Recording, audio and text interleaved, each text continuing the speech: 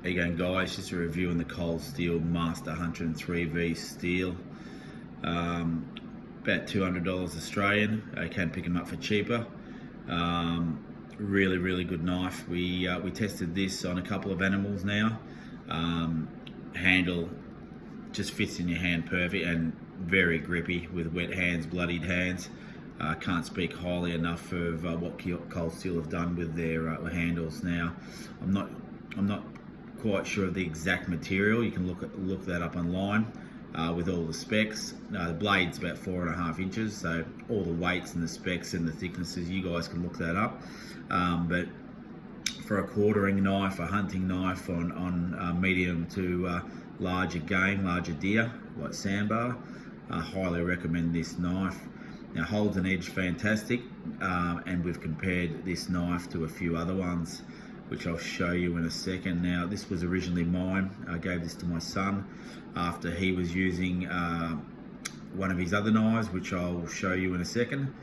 But I gave him this knife because he fell in love with it, and in hand and with bloodied hands, it just was a lot safer to use for us. Now, what I say is my opinion. Take it with a grain of salt. Obviously, there's a lot of good knives out there, so just bear with me on that one. Now, as you can sort of see, it's got like a stonewash finish. And this one here is made in Italy. Now, from my understanding, I think they come out of Fox knives. That's it. In Italy, they're made from Fox knives in Italy are making a few of the Cold Steels. I could be wrong there, but I don't think so, because I know my my Formax, same sort of thing. So yeah, made in Italy at Fox Knives. So I'm tipping these are the same deal. Now, it comes with this Securex sheath. Just buttons up there standing. Obviously, you've got your loop there, all your standard features, a bit of Velcro and a button there. Now, this does the job. Some people might like leather. I'm sure you can actually get a leather sheath made up if you wanted to. A little bit of a blood hole there if that's what it is you desire. Now, again, I can't recommend this knife highly enough. Now, this is another knife that I did do a review on. And it's the Cold Steel Pendleton Hunter in 3V. Now, this one's mine. When I gave this one to my son, I needed another knife, so I looked at a few other ones, and I didn't want to buy the same one just for something different. So I looked at this, and yeah, this is amazing. Which one would I pick out of the two? Look, I actually like this better now, but this is a fantastic knife. So I guess if you're hunting buff or bigger animals as well as sambar deer, and that might be a better do-it-all knife. But for me, this one and the last sambar I took and caped out, fantastic. With saying that one, saying that's just flawless as well. So they're the two side by side. The blade difference, I think we're looking at 3.5 to 4.5. Yeah, so you can sort of see the different style there. So yeah, both are really grippy. Like I said, I've done a review on this one. I'll put this one away now and just focus on the Master Hunter. So yeah, look, highly recommend it, guys. The knife in question that my son did use on a sandbar, which is a full 9 F1, another fantastic knife, but we found that with bloodied hands, this was quite slippery. Now, hard to sort of show you there. Like the thumb groove here is a lot shallower, compared to the thumb groove there. So you can see you've got a lot more purchase. Some guys hold knives differently. We usually hold them like that. You can choke them up like that, but everyone's different. So if you sort of look at the hilt there compared to the hilt there, yeah, a big difference. And again, the grippiness of this Cold Steel product, the handle is crazy. The F1, again, a great knife, but I think they've actually brought out a new version of the F1, and they've changed the handle, which is I'm going to have to buy one and test it. Looks like a fantastic knife.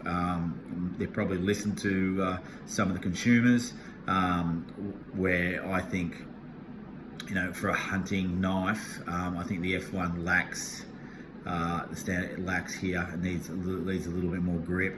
So for maybe your bushcraft, it's a different situation. So every situation is different. Now that's the Pendleton Hunter there, as you can see. So you've got your three great knives, but this one we just found it was lacking a little bit. That's the sheath for the full kniving. So yeah, good knife, but yeah, just not for us. So we're going to move that on. Getting back to this, yeah, just worked in every way. Holds an edge great, touches up well. 3V steel seems to be easy enough to sharpen in cold steel. I've had 3V in Bark River, probably a little bit harder to sharpen, but yeah, no, highly recommend this knife. Now while we're here, it's another knife I'll probably do a review on, and that's the cold steel Canadian belt knife. Now that was relatively cheap, I think 35 bucks or so. Use that on a Sandbar as well.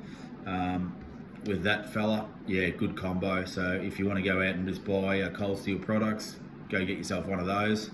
Go get yourself one of ours. 250 bucks delivered to your door, both of them. Can't go wrong. But this little fella here, good for sweeps. Even like running down the poppet, dropping the guts when you need to get your eye fillets. Yeah, highly recommend this knife as well. It's cheap. It's got German 4116 steel, made in Taiwan. Don't let Taiwan put you off. They make great knives for cold steel, so I would recommend that knife too. Now that comes in a little sheath like that, fairly basic. Again, like I said, about 35 bucks or so. At the moment I'm running those two, so that's my combo. So I've got the Pendleton Hunter and I've got the belt knife, plus I've got a Bark River / Blackjack 125 heavy hunter that I keep as a backup, which I'll do a review later on that one. Okay guys, I probably touched on enough with this knife, but yeah, as you can see, I'll just put that there. Just when I put it down the bush, I can find it. A little bit of orange makes it handier. I'll see if I can get a close up of the knife. You can see the lines.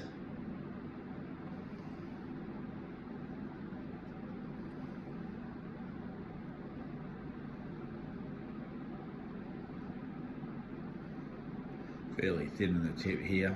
3V is meant to be fairly strong. Obviously the Pendleton Hunter is a lot thicker in the tip area, so if that's a plus, maybe go buy that one over it. But again, I actually prefer this little fella now, but great knife. This is actually heavier, but this feels lighter in the hand, so yeah, balance is amazing. So okay guys, so any questions, just chime in. I'll try to help you as best as I can. But if you just jump on their website, you can look at the specs and go from there. But cold steel products, highly recommend them. Go out and buy a couple, you won't be disappointed.